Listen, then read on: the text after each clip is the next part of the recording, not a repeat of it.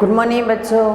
Class BSc first year और BSc BEd second year यानी कि इंटीग्रेटेड सेकेंड ईयर के लिए ऑर्गेनिक केमिस्ट्री का हमारा टॉपिक चल रहा है स्टीरियो केमिस्ट्री, जिसके पार्ट नंबर 7 तक हमने कर लिया। आज पार्ट नंबर 8 की हम बात करने जा रहे हैं।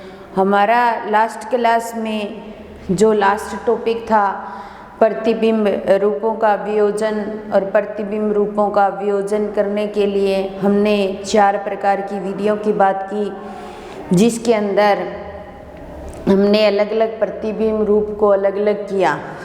अब उसके बाद में नेक्स्ट टॉपिक आता है असम्मित संश्लेषण।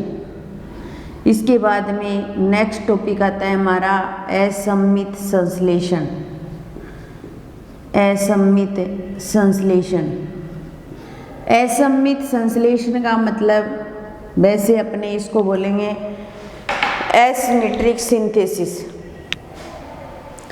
आप सभी जानते हैं, मैंने जब प्रकाशिक समावेशिता की शुरुआत की थी तब मैंने यही कहा था कि जो यौगिक असम्मित प्रकार का है, यानी कि उसे सिमेट्री के एलिमेंट के according plane of symmetry, axis of symmetry, centre of symmetry से जब काटते हैं तो वो 2 भागों में विभाजित नहीं होता, वो कंपाउंड एसिमेट्रिक होता है।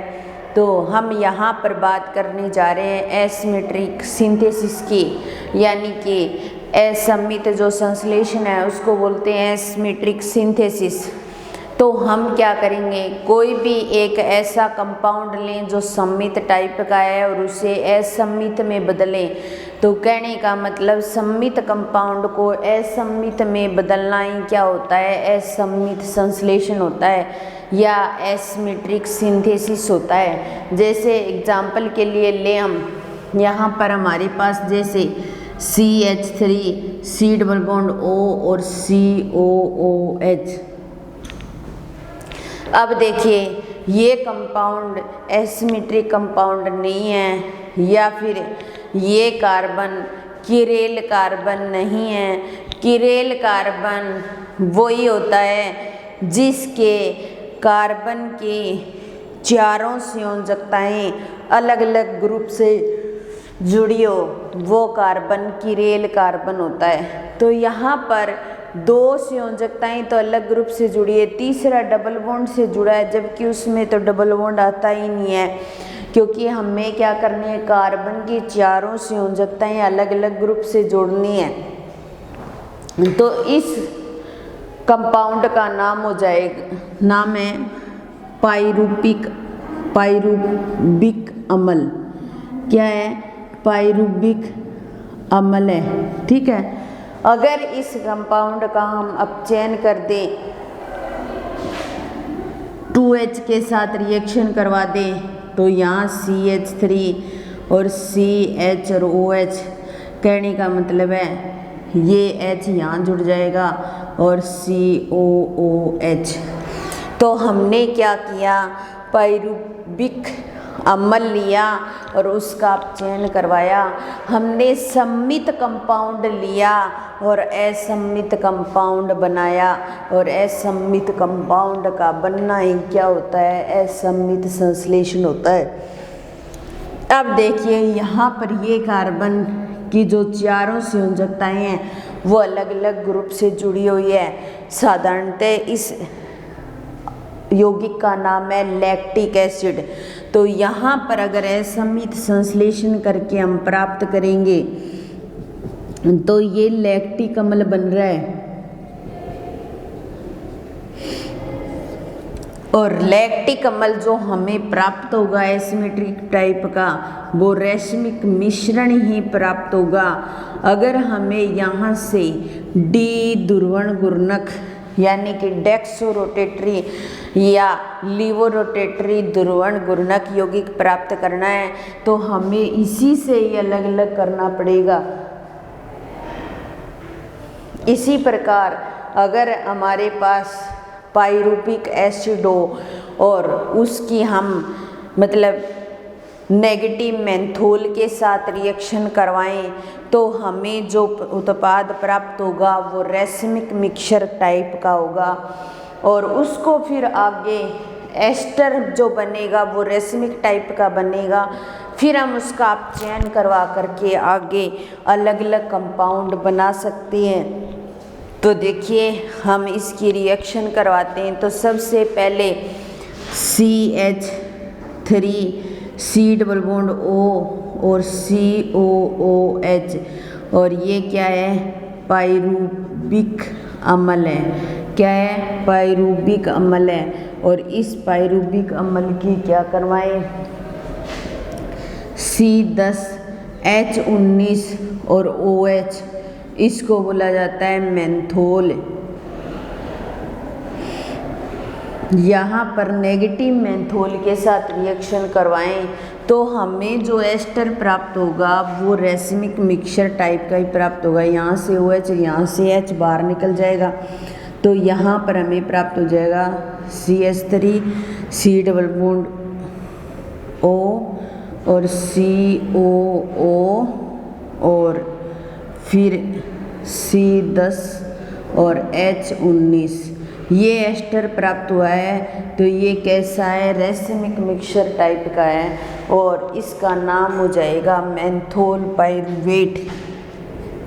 क्या हो जाएगा, मेंथोल पाइरूवेट। यानी कि कहने का मतलब है कि अगर हम पाइरूबिक एसिड लेकर भी रिएक्शन करवाएं तो हमें एस्टर बनाएं, तो एस्टर जो होगा वो रेसिमिक मिक्सर टाइप का ही हमें प्राप्त होगा। फिर हम इसका चयन करवा करके अलग अलग बना सकते हैं। अब चयन करवाएं इसका, तो अब चयन करवाने पर हमें 2 प्रकार के उत्पाद प्राप्त हो सकते हैं। यहाँ पर एक तो हम ऐसा ले लें CH3 C double bond O और O C10 और H19, ठीक है, एक तो ये प्राप्त हो गया। और एक CH3 C double bond O और CO और C10 और H19, ठीक है। तो यहाँ पर तो ये पॉजिटिव और नेगेटिव टाइप का होगा कि एक तो दक्षिणी ध्रुवण गुणक और एक मेंथोल, और यहाँ नेगेटिव नेगेटिव होगा, एक वाम ध्रुवण गुणक और एक नेगेटिव मेंथोल के साथ रिएक्शन करवाई तो हमने 2 प्रकार का प्राप्त कर लिया। इस 2 प्रकार से फिर हम आगे देखो इस पॉजिटिव नेगेटिव को आगे लेंगे अपने, तो अलग अलग प्रकार के उत्पाद हम प्राप्त कर सकते हैं अगर इसका जल अपघटन करवाया जाए। इस रेशमी मिक्सचर का अगर यहाँ पर CH3 C double bond O और COO C10 H19, ये पॉजिटिव नेगेटिव टाइप का रेशमी मिक्सचर ले लें। अगर इसका जल अपघटन कराएं हम, तो जल अपघटन कराने पर यहाँ पर हमें CH3 C double bond O और COOH, एक मिनट रुको, हमने यहाँ पे अब चयन कराया तो इसको H और OH में बदला, ठीक है। ये लिखना भूल गए थे हमने बाकी चीज़ें तो कर ली, H और OH इस तरीके से लिखना भूल गए थे, ठीक है। अब हम मान लो एक तो ये तरीका है कि इनको अलग प्राप्त करें और यहाँ से हम एस्टर ले ले वापस, इनका जल अपघटन और अपचयन कराएं, ठीक है, यहाँ एस्टर से, तब हमें जो उत्पाद प्राप्त होते हैं तो एक तो ये प्राप्त हो जाएगा यहाँ पर H और OH और COOH, ये प्राप्त हो जाएगा D टाइप का या पॉजिटिव टाइप का बोल सकते हैं। और यहाँ पर C10 और H19 और OH प्राप्त होगा, वो नेगेटिव टाइप का ही प्राप्त होगा, प्लस और एक लैक्टिक एसिड जो प्राप्त होगा हमें वो इस प्रकार का प्राप्त हो जाएगा COOH नेगेटिव टाइप का, और यहाँ पर जो मेंथोल प्राप्त होगा वो भी कैसा हो जाएगा, नेगेटिव टाइप का। तो इस तरीके से हम कहने का मतलब है कि यह सम्मित संश्लेषण करना था, तो हमने पाइरूबिक एसिड लेकर अगर इसका अपचयन करवाते हैं तो हमें रेसिमिक मिक्सचर प्राप्त होता है। ऐसा असमित संश्लेषण होगा ना, उसमें हमें सिर्फ रेशमिक मिक्सचर प्राप्त होगा, फिर डी और एल जो होते हैं हमें अलग खुद को करने पड़ेंगे। तो यहाँ पर पायरुवेट एसिड लिया, नेगेटिव मेंथोल के साथ रिएक्शन कराई, यानी कि ये क्या है, वाम ध्रुवण गुणनक है, लिवरोटेटरी है, नेगेटिव है, तो यहाँ पर रेशमिक मिक्सचर प्राप्त हुआ हमें, ठीक है। लेकिन जब इनका अपचयन करवाते हैं तो यहाँ पर पॉजिटिव, यानी कि ये तो पॉजिटिव जो है वो तो लैक्टिक एसिड है और नेगेटिव मेंथोल है, यहाँ पर नेगेटिव भी लैक्टिक एसिड और नेगेटिव मेंथोल प्राप्त हो गया। अगर इसी रेशमी मिक्सचर को लेके करवाते हैं तो ये जो उत्पाद जो एस्टर बने हैं इनका अगर जल अपघटन करवाएंगे तो इस तरीके के उत्पाद प्राप्त होंगे। तो हम इसको लेकर भी करवा सकते हैं, जल अपघटन और अपचयन करवा रहे हैं। मान लो यहाँ पर हमने रेशमी मिक्सचर लिया है, तो जो पॉजिटिव वाला है वो डेक्सोरोटेटरी लैक्टिक एसिड है, ये नेगेटिव मेंथोल है, ये नेगेटिव यानी कि लिवोरोटेटरी टाइप का लैक्टिक एसिड है और ये नेगेटिव मेंथोल। तो इस तरीके से हम असमित संश्लेषण कर सकते हैं। तो ये टॉपिक कंप्लीट हो गया, छोटा सा टॉपिक है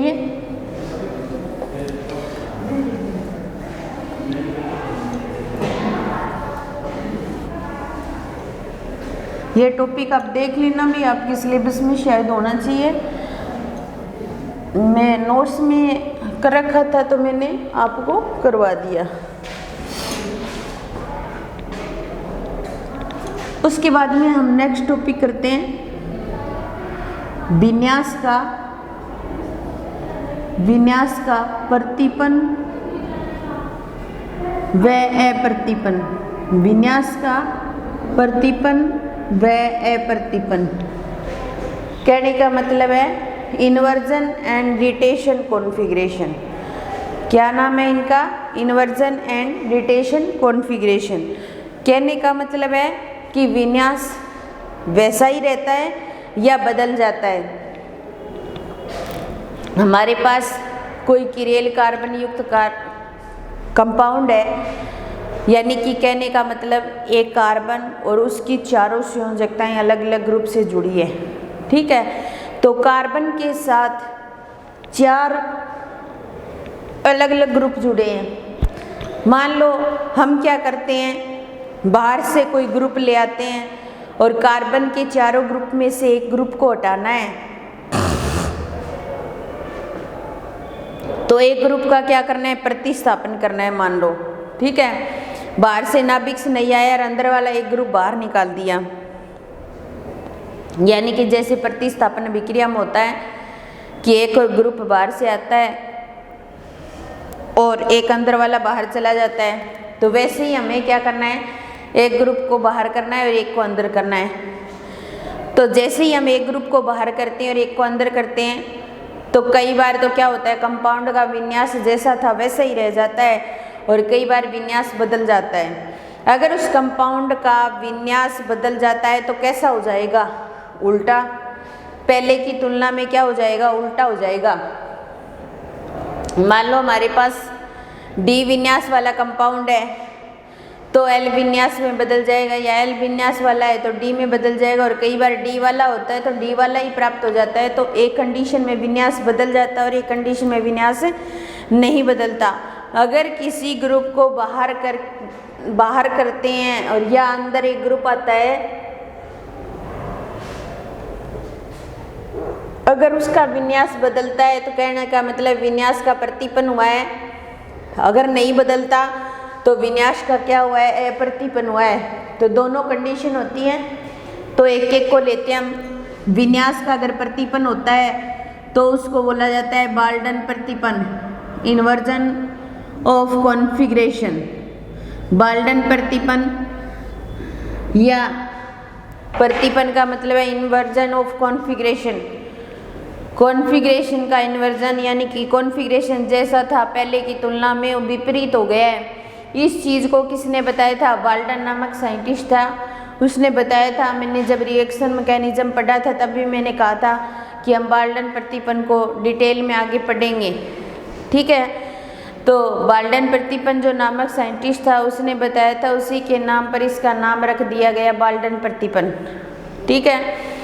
तो इसके अंदर क्या होता है, हम कोई रिएक्शन करवाते हैं तो विन्यास बिल्कुल बदल जाता है, यानी कि डी विन्यास होता है तो एल प्राप्त होता है, और अगर एल है तो डी प्राप्त होता है। तो इस प्रकार का जो प्रतिपन होता है उसको बोला जाता है बाल्डन प्रतिपन। क्या बोला जाता है? बाल्डन प्रतिपन। जो हमने रिएक्शन पढ़ी थी नाभिक स्नेही प्रतिस्थापन अभिक्रिया, जिसके हमने दो प्रकार पढ़े थे, SN1 और SN2। SN2 में मैंने आपको बताया था बाल्डन प्रतिपन की कंडीशन। एक एग्जाम्पल के तौर पर हम करते हैं इसको।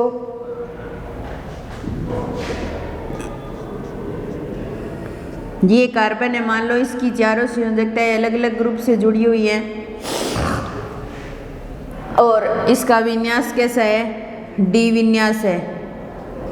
कैसा है? डी विन्यास। इसके अंदर हम क्या करते हैं, अपने कोई यौगिक लेते हैं हम और उसकी रिएक्शन करवाते हैं, या कोई भी नाभिक से नहीं लेते हम, यौगिक नहीं कह सकते, नाभिक से नहीं। ये नाभिक से नहीं कहाँ से अटैक करेगा? पीछे से, यानी इधर जुड़ेगा और ये बाहर निकलने की कोशिश करेगा।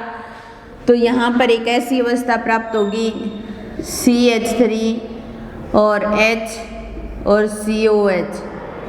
ये धीरे धीरे इसके साथ बॉन्ड बना रहा होगा और ये धीरे धीरे बॉन्ड तोड़ रहा होगा, और इस अवस्था को हमने ट्रांजिशन स्टेट नाम दिया था। और उसके बाद में Br नेगेटिव बाहर निकल जाता है और इसके साथ में HCH3 और ये OH इस साइड में आ जाता है और COH। देखो Br तो इस साइड था, मान लो इसका विन्यास कैसा है? डी विन्यास है। अब OH इस साइड में आ गया तो क्या आ गया? एल विन्यास आ गया। तो कहने का मतलब है कि बिल्कुल ये विन्यास क्या हो गया? विपरीत हो गया। इस चीज़ को बाल्डन नामक साइंटिस्ट ने बताया था, तभी से बाल्डन प्रतिपन कहा जाता है। और ये बाल्डन प्रतिपन की जो कंडीशन होती है वो नाभिक स्नेही प्रतिस्थापन अभिक्रियाओं के अंदर SN2 अभिक्रिया जो होती है उसके मैकेनिज्म के अंदर होती है। तो उसके अंदर भी हम एक स्टेप में रिएक्शन करवाते हैं और ट्रांजिशन स्टेट बनती है, और इस वजह से इसका विन्यास विपरीत हो जाता है। इसे बोला जाता है बाल्डन प्रतिपन। एक कंडीशन तो ये हो गई, ठीक है। दूसरी कंडीशन में क्या होता है कि कई बार विन्यास का अप्रतिपन होता है, रोटेशन ऑफ कॉन्फ़िगरेशन। दूसरी कंडीशन होती है विन्यास का अप्रतिपन। विन्यास का अप्रतिपन। विन्यास के अप्रतिपन का मतलब विन्यास विपरीत नहीं हुआ, जैसा विन्यास था वैसा ही पड़ा है अभी तक। तो विन्यास का प्रतिपन नहीं हुआ, यानी विन्यास बदला नहीं है। तो इस कंडीशन को बोलेंगे विन्यास का अप्रतिपन या रोटेशन ऑफ कॉन्फ़िगरेशन। जैसी कॉन्फ़िगरेशन थी वैसी है।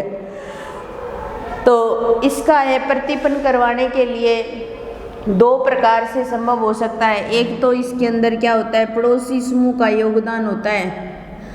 पड़ोसी समूह का योगदान होता है। हमारे पास कोई कंपाउंड हो और उसके अंदर कोई पड़ोसी समूह ऐसा जुड़ा हो जो बहुत अच्छा हो। कई बार पड़ोसी भी बहुत अच्छे होते हैं, तो वो हमारे काम में विशेष योगदान देते हैं। उसी प्रकार यहाँ भी विन्यास का अप्रतिपन होने का कारण पड़ोसी समूह का योगदान है। पड़ोसी हमारे कार्य में योगदान कर रहा है।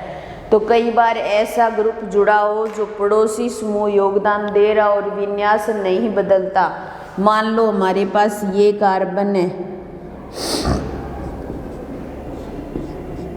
इसके साथ HCH3 और COO नेगेटिव ये जुड़े हो, और हम क्या करते हैं OH नेगेटिव के साथ रिएक्शन करवाते हैं। जैसे ही रिएक्शन करवाते हैं ये कार्बन, ये CH3 और ये जहाँ थे वहीं रह जाते हैं और इसके साथ OH नेगेटिव जुड़ जाता है और Br नेगेटिव बाहर निकल जाता है। जबकि नाभिक से नहीं अगर पीछे से अटैक करता है तो विपरीत स्थिति आनी चाहिए, लेकिन नहीं आती। अब देखो इसका ये समूह, इसका पड़ोसी ये और इसका पड़ोसी ये पड़ोसी समूह क्या करता है, अपना विशेष योगदान देता है और इसकी स्थिति को पलटने नहीं देता। कैसे? जैसे देखिए इस कार्बन के साथ यहाँ पर क्या जुड़ा हुआ है, Br जुड़ा है मान लो, और इसके साथ यहाँ H और यहाँ पर क्या जुड़ा हुआ है, CH3, और इस पड़ोसी समूह का यहाँ पर क्या है, जो कार्बन है ये कार्बन और इस कार्बन के साथ O और इस O ये नेगेटिव यहाँ जुड़ा हुआ है। ठीक है, इसके अंदर यहाँ पर हम कहे प्रथम प्रतिपन्न होता है, प्रथम विन्यास बदलता है, तो ये नेगेटिव ऐसे, यानी कि Br नेगेटिव यहाँ से क्या होता है, बाहर निकल जाता है। जैसे ही Br नेगेटिव बाहर निकलता है ये ऐसे पलटी खा जाता है ऐसे, तो ये C डबल बॉन्ड O और ये कार्बन और ये पलटी खाएगा ये H तो यहाँ रहेगा और ये CH3 यहाँ आ जाता है और ये O और ये इसके साथ। अब देखो ऐसे पलटी खाता तो CH3 उस तरफ चला गया, लेकिन इस समूह का जो O नेगेटिव है इसने योगदान दिया अब और इसने बॉन्डिंग कर ली, कार्बन के 4 बॉन्ड कंप्लीट हो गए। अब इसने योगदान दिया, इस कंडीशन को इसने रोक दिया कि OH पीछे से तो जुड़ ही नहीं सकता क्योंकि ऑक्सीजन जुड़ गया। तो इस पड़ोसी समूह ने क्या किया, योगदान किया। अब देखिए OH नेगेटिव, जैसे ही OH नेगेटिव आता है, OH नेगेटिव नाभिक से नहीं इस पर अटैक करता है, द्वितीयक प्रतिपन्न होता है, द्वितीय प्रतिपन्न होता है। और द्वितीय प्रतिपन्न होता है तो ये कार्बन डबल बॉन्ड से और ये O और ये कार्बन और ये H तो यही रहता है और वापिस पलटी खा जाता है ये CH3 यहाँ पर और O नेगेटिव और इसके साथ OH जुड़ जाता है। तो अगर ये D विन्यास का है तो ये D विन्यास का ही रहता है, यानी कि विन्यास नहीं बदलता। और विन्यास अगर नहीं बदलता तो इसे बोला जाता है विन्यास का अप्रतिपन्न। क्या बोला जाता है, विन्यास का अप्रतिपन्न। तो इसमें किसने योगदान दिया, पड़ोसी समूह का योगदान। CO नेगेटिव समूह ने क्या किया, इसके विन्यास को नहीं बदलने दिया। क्यों नहीं बदलने दिया, क्योंकि यहाँ तो हम सीधी रिएक्शन करते तो पता नहीं चलता, ये मैकेनिज्म किया है इसका तब पता चला है। ये अपना इलेक्ट्रॉन देता है, ये पलटी खा कर के यहाँ जाते हैं, वो इस कार्बन के साथ बॉन्डिंग कर लेता है और फिर OH नेगेटिव इसके साथ में जुड़ जाता है। अगर यहाँ पर विन्यास D होता है तो यहाँ भी विन्यास D ही प्राप्त होता है। तो इस तरीके से पड़ोसी समूह ने योगदान दिया और योगदान दे करके इसके प्रतिपन्न को बचा लिया या प्रतिपन्न होने से बच गया। तो ये जो पड़ोसी समूह का योगदान था, इसमें दूसरा जो योगदान होता है या दूसरा जो मैकेनिज्म होती है वो होती है SN1 मैकेनिज्म विधि द्वारा, SN1 मैकेनिज्म विधि द्वारा प्रतिस्थापन। तो अगर SN1 मैकेनिज्म द्वारा प्रतिस्थापन करते हैं ना तब भी इसका विन्यास नहीं बदलता। तो ये जो सेकंड है SN1 मैकेनिज्म द्वारा प्रतिस्थापन, ये हम नेक्स्ट क्लास में करेंगे। आज की क्लास यही समाप्त करते हैं। धन्यवाद।